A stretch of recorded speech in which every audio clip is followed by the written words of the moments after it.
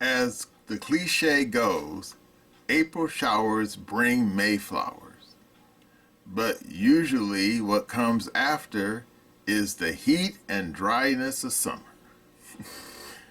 Hello again, SA here. And before the hot weather of the holiday shows up, you should indulge in my new short story, The White Cat, a free exclusive on Substack. The links are down below in description. Join Margot Thompson, a beautiful stage actress and recent widow who finds salvation in the form of a white cat during a night of terror. While checking out my oddball thriller, remember that my Glitch series is still available at Amazon and Barnes & Noble. The links are down below in the description. While you'll find my peculiar story about a white pussy entertaining, that doesn't mean I'm out of ideas. I still have more stories coming down the pike, so as long as I don't run into any mishaps,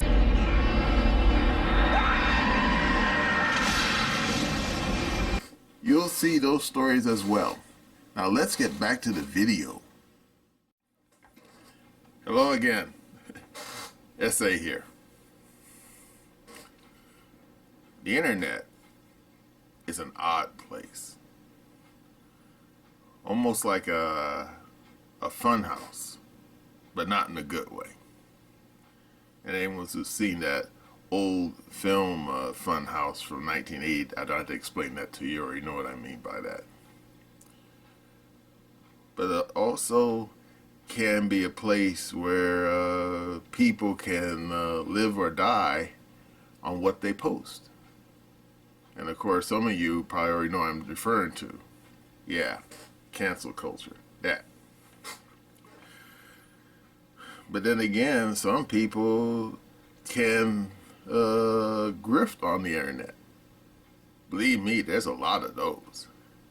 Talking about you, Dylan Mulvaney.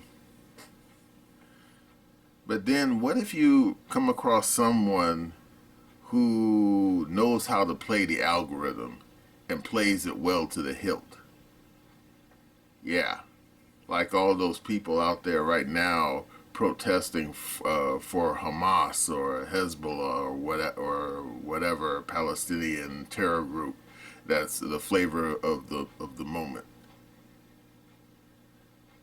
And then you come across someone like this woman, Stacey Gladys, and you say, who the fuck is that? Well, if you have your ear to the wall of the internet, you probably already know who she is.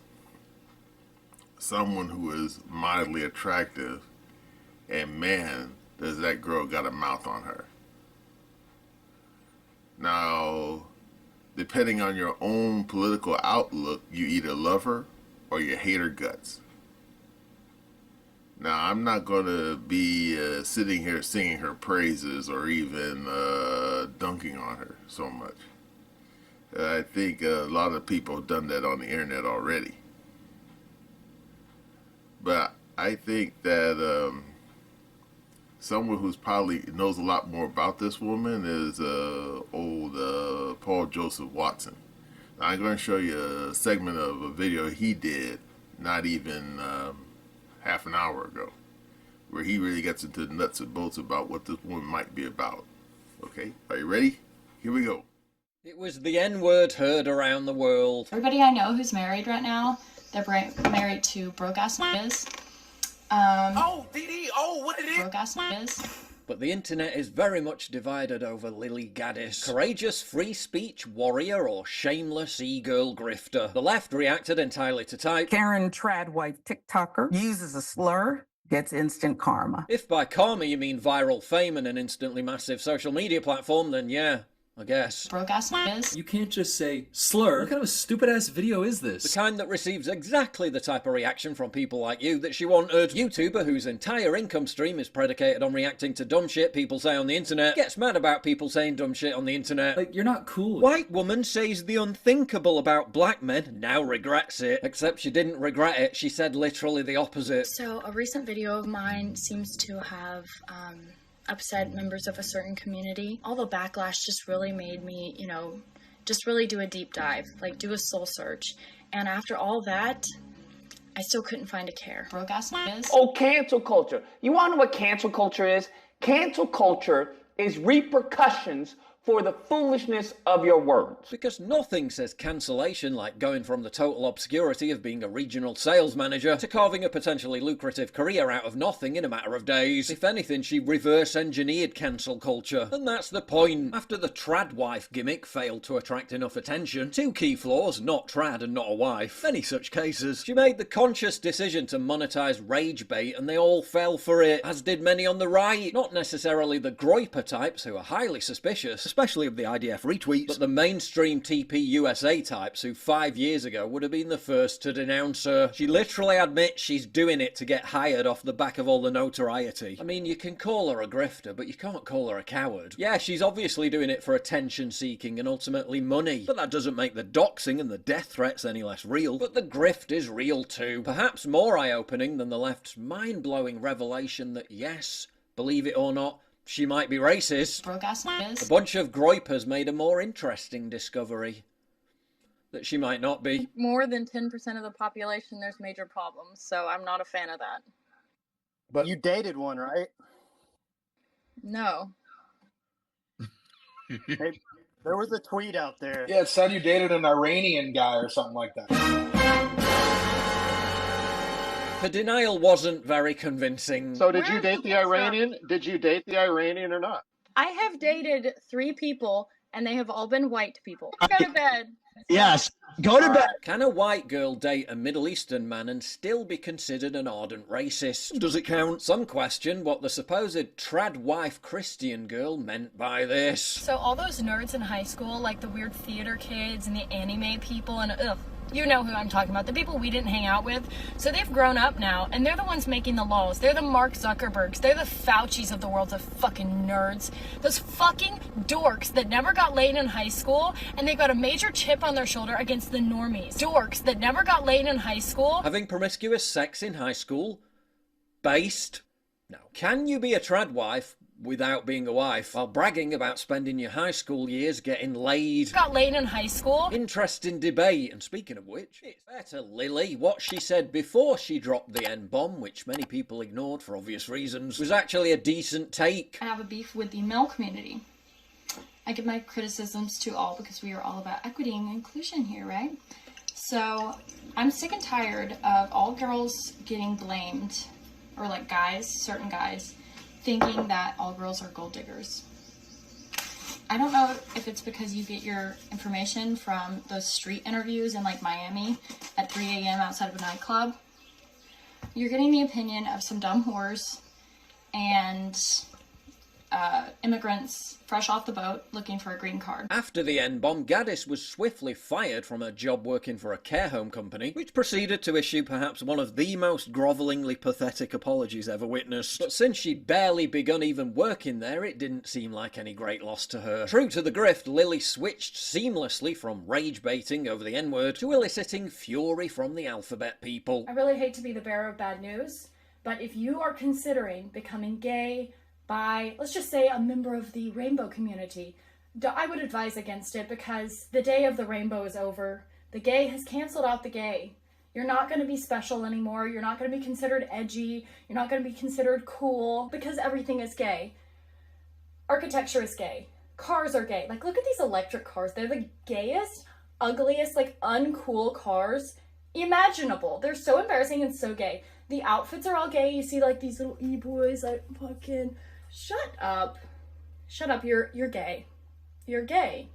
And it's gay. Everything is gay. But N-word woman didn't just pop out of the political wilderness. She's been openly Trump pro-conservative for at least 5 years. The claim that she's some sort of psyop to make the right wing look dumb doesn't really stack up. She seems like a total psyop to me. A plant, someone put a battery in her back. This is some scheme someone's orchestrated. They want to trigger people into supporting her and then reveal dirt on her. and say, look who you're supporting. But bar a few honourable exceptions, fate has not been kind to many conservative e-girls who burst onto the scene with shock hot takes and hot cross buns on display. The Groypers certainly aren't big fans, seeing them as wreckers who inevitably end up causing drama and division. Didn't take long for that to actually happen. The simps are also busy reporting for duty. I mean, you can kind of understand where the resentment comes from. Right-wing Zoomer boy spends years grinding away to build a meagerly successful platform. Vaguely attractive e-girl says naughty word once, instantly gets 100,000 followers. Who said female privilege doesn't exist? So the idea that she's going to be hired by Fox News or become a TP USA ambassador is plainly ridiculous. But could N-word woman carve out a relatively lucrative online platform for herself? Maybe on X, since everyone else has just banned her anyway. But she'll eventually have to produce content a bit more substantive than just saying the naughty words. If you want to live in a free country, freedom of speech is the most important part. That's the only way you can preserve the rest of your freedoms. What do you think of Lilly? To be honest, I got mixed feelings about this one. Am I taking some cop-out, flouncy, centrist position here? Is she just a shameless e-girl mercenary who'll have disappeared by next week? Or is she actually pushing the envelope and making all the right people mad? Is she just ham-fistedly stirring up controversy for the sake of dopamine? Or is she adeptly proving that cancel culture has been defanged and to some extent defeated? Smartest troll on the planet or dumbest grifter on earth? All right, you saw that. Now, is she a grifter? Or is she just some Stacy who, as they say back when I was growing up, stepped in it and bagged up? I don't rightly know. She could be one of those people who can have, what this cliche, have more than one thought in her head at the same time. She could be a grifter, you know, trying to get likes and retweets from certain people, certain, Trump persuasion. And then she might be trying to, just trying to trigger people. Now, as for supposedly what came out of her food hole, I'm not going to get into the nuts and bolts about that because people use the N-word a lot. Most of the time away from the internet. Indeed, in my zip code, if you hang out down at Dinker Park long enough, you be hearing people using the N-word like it's they hand out speeding tickets at the Indianapolis 500. N-word this, N-word that, all up and down the street. Me personally, when I was a lot younger person in grade school, yeah, I used that term. And not necessarily the term of endearment, more derogatory. That I would do it in towards someone's face that I was being derogatory towards? No. But then as I got older, I just didn't use that word anymore. Especially even in people in my own zip code. And certainly not in mixed company. Oh no, never, never, never. And yet, this girl, Lilly, makes you wonder what compelled her to do that. And of course, as you saw with Paul Joseph Watson's video, she clearly might be just grifting, trying to game the algorithm.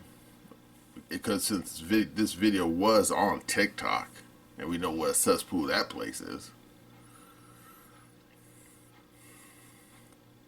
But then again, me personally, I think she was not self-aware.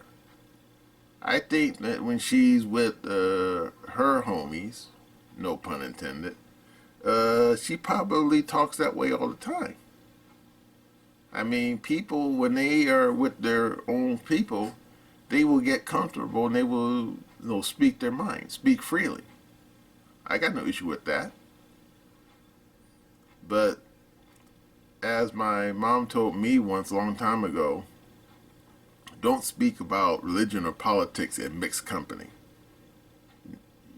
don't know who might be in the crowd.